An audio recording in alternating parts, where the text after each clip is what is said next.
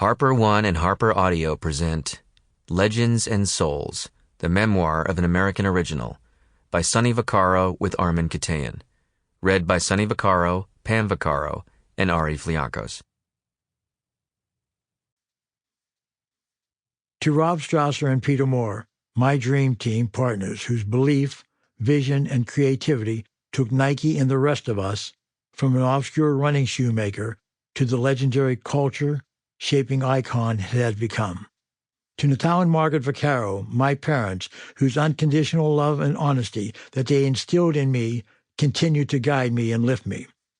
To E.J. and Pauline Monique, for always believing in me and welcoming me into their lives with love. Because of them, I found Pam, my wife, a life partner I could have only dreamed of, who's been by my side through every single step of this perpetually meandering adventure. And to those thousands and thousands of amazingly gifted young athletes whose hopes, dedication, and aspirations have kept me young forever.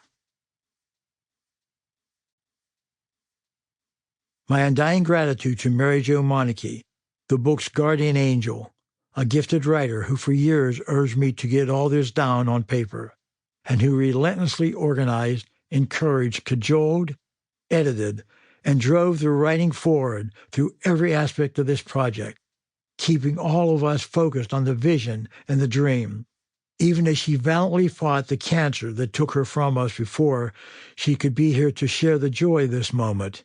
She blessed every life she touched, beginning with Pam and me. You have enemies. Good.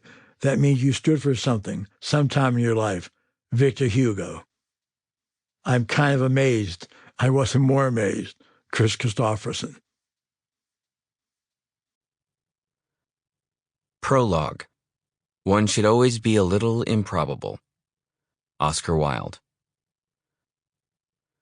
On a breezy June afternoon in 1994, Paris was alive with its usual early summer buzz surrounding the French Open.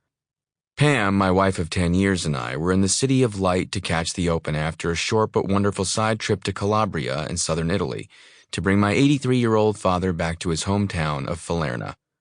It would be his last opportunity to visit his birthplace and reconnect with the 89-year-old sister who helped raise him after his mother passed away when he was an infant. Martina Navratilova, Steffi Graf, Pete Sampras, Stefan Edberg, and Boris Becker were the marquee names in world tennis at the time, Graf back to defend her title from the year before. Steffi was synonymous with greatness in tennis and was Adidas's, my then-employer's, top female athlete. Earlier that day at Roland Garros, we'd watched Aransta Sanchez Vicario beat Anka Huber 6-3, 6-2 to advance to the quarterfinals.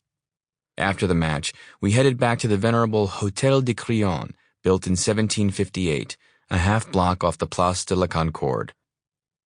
Around 6:15 that night, we summoned the elevator to the 5th floor on our way to join ESPN broadcaster Dick Vitale and his wife Lorraine for dinner at a chic little brasserie a block or so from the hotel.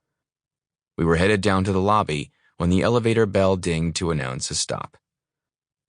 The doors parted, and an apparition appeared before our very eyes. Phil Knight, my ex-boss, sporting the usual Nike cap, no shades, longish blonde curls hanging over the collar of his swoosh-embroidered Nike shirt. Without acknowledgement, Knight stepped into the cramped lift. When his eyes met mine, I simply said, "Good evening, Mr. Knight." I greeted him as if he wasn't the force factor behind my sudden, shocking firing 3 years earlier. As if it hadn't been barely 7 months since he didn't bother to attend marketing genius Rob Strasser's funeral in November. Standing beside me, Pam's eyes widened as she sensed the palpable tension that had altered the air in our confined space. A person I had worked for 14 of the most innovative, groundbreaking, productive years either of us ever had, couldn't muster even a grudging hello or good evening in reply. Instead, Knight, as if we weren't even there, turned and faced the front of the car. No gesture, no nod, not a hint of goodwill. I knew he was known to hold grudges. It's just somehow more affecting when you confront that sobering vibe 18 inches from your face. Message received, sir, loud and clear. Sample complete. Ready to continue?